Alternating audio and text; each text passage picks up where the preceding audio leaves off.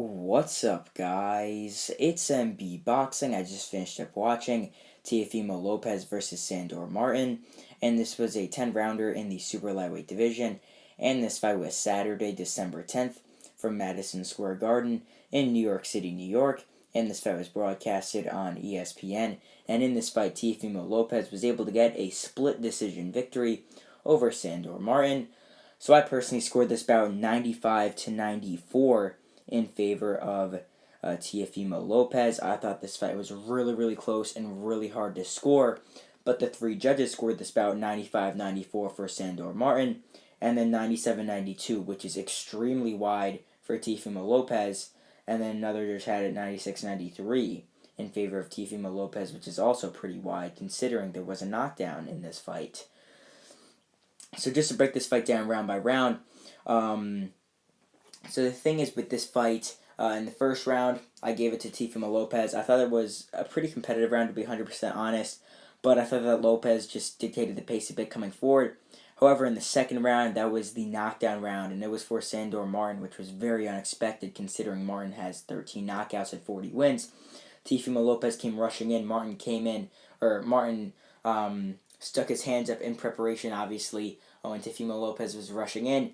Then he fired off a counter right hook on Lopez, getting him off balance, getting him down to the ground. It wasn't really much of a shot that hurt him, but it was a clear knockdown. It caught him off guard, and he caught him at the perfect shot. Then in round number 3, I also gave it to Sandor Martin. It was a very, very close round. Could have went either way, but I thought that Martin landed some nice left hands on the back foot. Then in rounds 4 and 5, I gave it to Teofimo Lopez. I thought he was coming forward a bit better, and I thought that Martin wasn't doing enough. Same in the 6th round as well. Then in rounds 7 and 8, Sandor Martin started to pick it up back to that boxing style he was doing earlier on, and started to be more effective like he was earlier on in the fight, jabbing, landing some nice lefts, and Teofimo Lopez wasn't doing enough.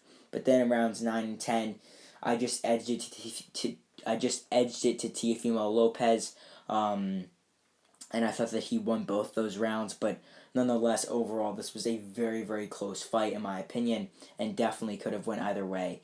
I do not think that this fight was like a robbery in any sense. I know that Martin was a pretty big and considerable underdog in this fight, but still, I gotta just say it how it is. Even though he was the underdog, I don't think this was a robbery. I had it by 1 point for Teofimo Lopez. Yes, it was a very close fight. Yes, Martin did a really good job of, really just exposing, I guess you could say, Teofimo Lopez is not really one of the top dogs, and I guess you could say, in the sport. Because even though Sandor Martin's top 10, top 5, he's top 5 by Boxer, I believe so, but he's recognized as a top 10 fighter.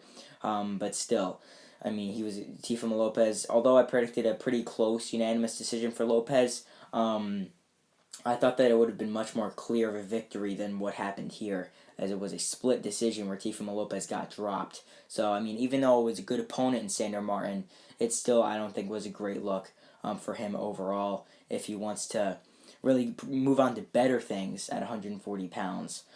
So this goes in the question, what is next for Teofimo Lopez, now 18-1, getting his second win at 140 pounds. So the thing is, he was supposed to face Jose Pedraza instead, but Pedraza had to pull out. So I would definitely like to see Teofimo Lopez take on Jose Pedraza, but I think that, I honestly don't know if they'll make that fight because it could be a bit too risky, but I'm pretty sure they were talking about on the broadcast here on ESPN, they were talking about Rodriguez Prograis versus Jose Ramirez clash, which definitely could shake up the 140-pound division, being that Prograis just won that title, knocking out Zepeda. So who knows, we could see the winner of that fight face Teofimo Lopez, or we could still see Teofimo Lopez taking on Jose Pedraza, like I said before, where the fight obviously got called off and Martin stepped in. But, otherwise I like to see Teofimo Lopez still face someone in the top 10 in the super lightweight division and further prove his case on why he's still one of the top guys in the world, because this fight, I don't think was a great example of showing that, even though Martin is a good fighter.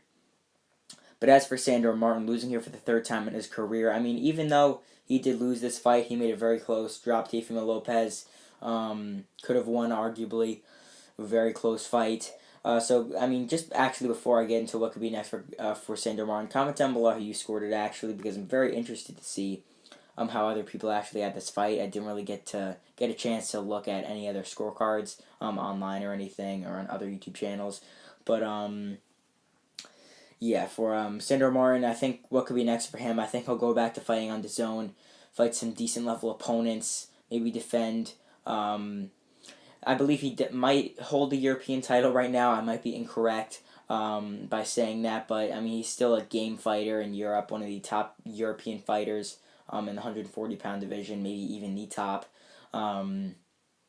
But yeah, for Sandor Martin, I think I would like to see him either take on someone else around top 10, top 15 ranked in the super lightweight division, or just go back on the zone, get some very solid wins, and maybe get called up for another big opportunity, where he could either get a nice upset or get a tough loss like this. So overall, Teofimo Lopez overcomes an early knockdown in the fight against Sandor Martin to defeat Martin by a split decision in a very, very close fight that could have gone either way. And yeah, that's really it. I'm MB Boxing. Thanks for watching, and I'll see you guys later.